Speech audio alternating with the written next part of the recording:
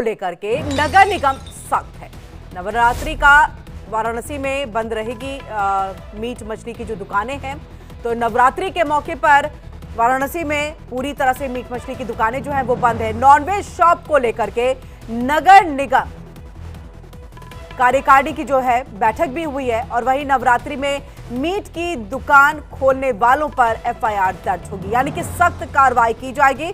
इसको लेकर के पहले ही प्रशासन की तरफ से जो है वो नोटिस दे दिया गया है कि नवरात्रि के दिनों में मीट मछली की दुकानें नहीं खुलेंगी और इसको लेकर के एक बार फिर सख्ती नजर आ रही है।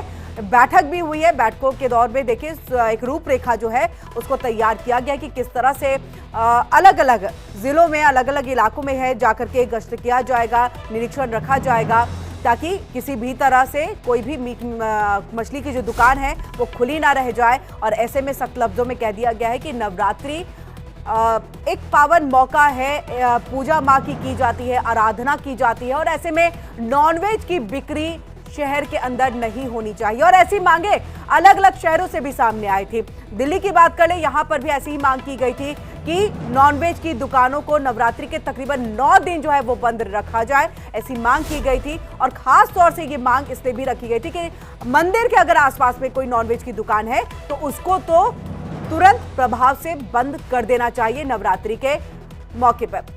और ज्यादा जानकारी के लिए सीधे रुक कर लेते हैं अपने संवाददाता संतोष ओझा का, जो हमारे साथ जुड़ चुके हैं। संतोष, हम लगातार देख रहे हैं यहाँ पर कि नवरात्रि के मौके पर इससे पहले ही जब शुरुआत होनी थी उससे पहले ही कह दिया गया था कि देखिए मीट मछली की दुकानें जो है वो बंद रहेंगी, आप इसको नहीं खोल सकते हैं और जो खोलेंगे सख्त कार्रवाई होगी।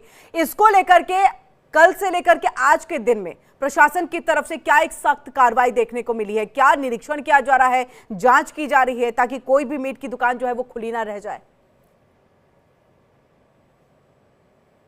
निश्चित तौर पे इस पूरे निर्णय का यदि देखा जाए तो ये निर्णय सनातन धर्मियों के लिए एक अच्छा निर्णय माना गया था। लेकिन दूसरी ओर यदि हम एक विशेष संप्रदाय के सभासद की बात करें तो उन्होंने ये कहते हुए एक प्रश्न उठाया कि नगर निगम को ये बंद करने का संवैधानिक अधिकार नहीं है, या ये कहा जा सकता है कि उन्होंने इस पूरे प्रक्रिया को असंवैधानिक बता दिया।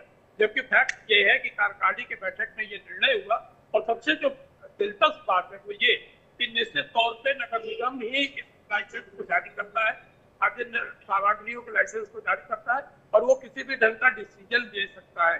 इनकी जो धारा और धारा की उपधाराएं हैं उस धाराओं में बड़ा स्पष्ट देखें कि जनहित में इस टाइप के ये निर्णय लेने के लिए स्वतंत्र है। लेकिन यदि प्रशासन की बात की जाए तो प्रशासन में खास करके पुलिस प्रशासन में इस बात की की जा रही है। बिल्कुल 2-3 ऐसी दुकानें थी जो कल खुली हुई थी, हालांकि नोटिस देने के बाद उस दुकानों को बंद कराया गया, या ये कहा जाए कि लोगों के दबाव में उसे बंद कराया गया। लेकिन सही मायने में बहुत बहुत शुक्रिया संतोष तमाम